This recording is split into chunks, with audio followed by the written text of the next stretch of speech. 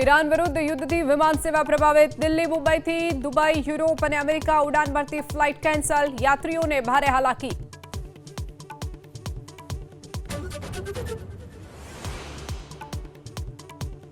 ભારત અને કેનેડા વચ્ચે મહત્વના કરાર। વૈશ્વિક પરિસ્થિતિને લઈને ભારત હંમેશા શાંતિના પક્ષમાં। પ્રધાનમંત્રીનું નિવેદન। ભારત નાગરિકોની સુરક્ષા માટે હંમેશા કરે છે કામ।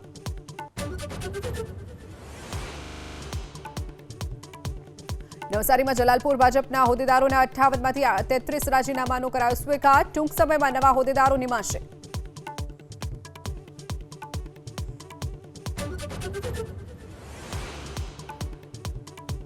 ગાંધીનગરની નર્મદા કેનાલ પર હોળીના તહેવારને લઈ ફાયરના જવાનોને કરાયા તૈનાત। 2 થી 4 માર્ચ સુધી 26 ટીમોને બે-બેની જોડીમાં રખાશે સ્ટેન્ડ બાય।